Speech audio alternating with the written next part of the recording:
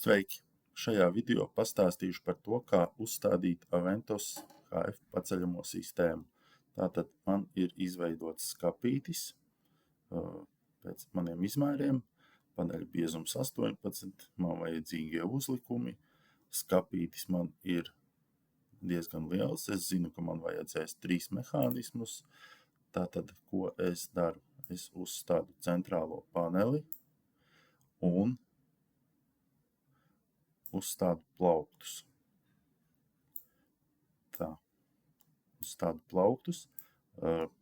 Es zinu, ka plaukti būs vajadzīgi mazāki, bet šajā brīdī es neko nemainu. Nākamā lieta, kas man ir jāizdara, jāizvēlās fasādes biezums. Man tie būs 18 mm. Jāizvēlās fasādes materiāls.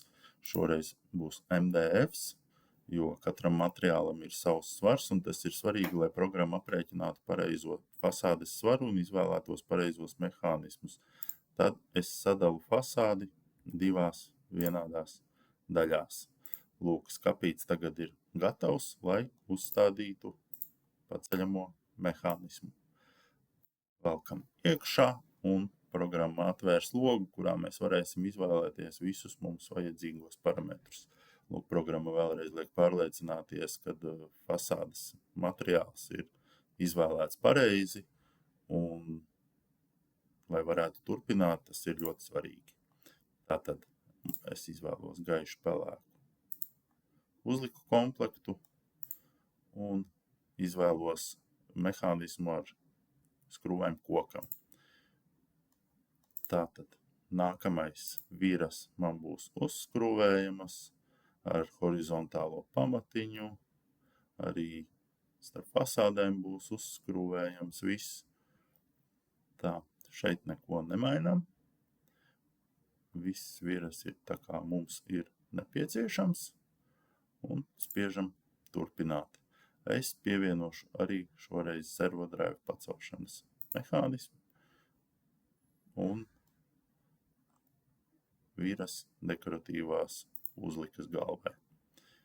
Tātad plecam jau ir, spiežam uz rezultātu. Tūlīt programma visu saskaitīs, kas mums ir nepieciešams, un lūk, mēs redzam.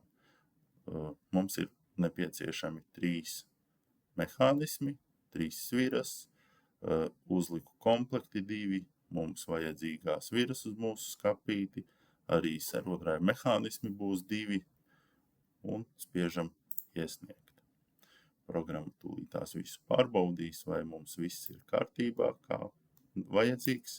Lūk, arī plaukts ir automātiski samazinājies, un mūsu mehānisms ir iestrādāts. Tātad, lūk, šādi mēs izveidojam Aventos konfigurāciju mūsu skapītim. Šajā video tas viss. Nākamais video par atvilknēm un konkrētāk Merivo box.